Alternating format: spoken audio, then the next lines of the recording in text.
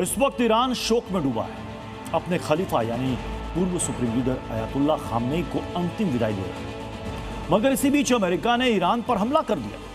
बीती रात ईरान के 80 से ज्यादा ठिकानों पर कारपेट बॉम्बिंग कर दी। बस फिर क्या, खलीफा की विदाई से पहले ही ईरानी सरजमी दहल उठी। अब इसके बाद सवाल यह है कि क्या ईरान अमेरिका के बीच सीजफायर खत्म हो गया? क्या मिडिल ईस्ट में महायुद्ध 2.0 का आगाज हो गया है?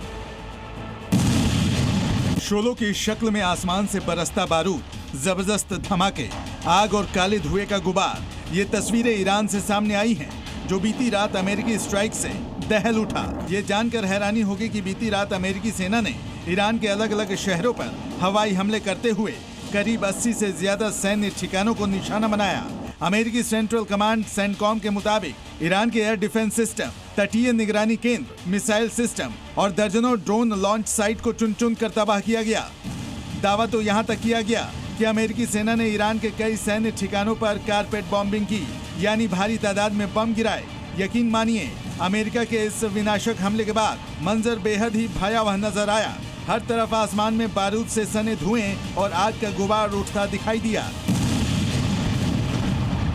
इतना ही नहीं, अमेरिका के हवाई जंगबाजों ने ईरान के बंदर अब्बास में मौजूद शाहीन हक्कानी पोर्ट पर एयर स्ट्राइक की। हमले के बाद सामने आई वीडियो में शाहिद हक्कानी पोर्ट सुलगता दिखाई दिया।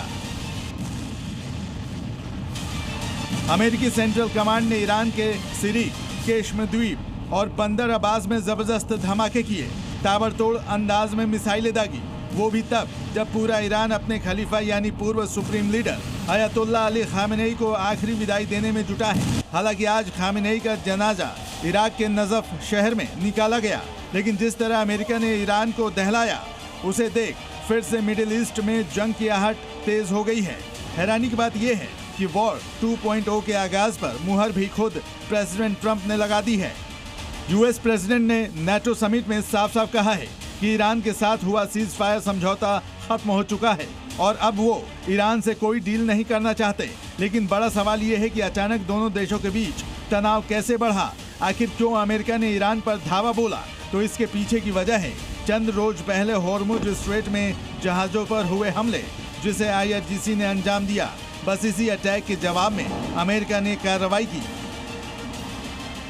हालांकि होर्मुज में जिन 3 ऑयल टैंकर्स को निशाना बनाया गया था, उसे लेकर ईरान ने दावा किया कि वो IRGC के कायदे कानूनों को तोड़ रहे थे।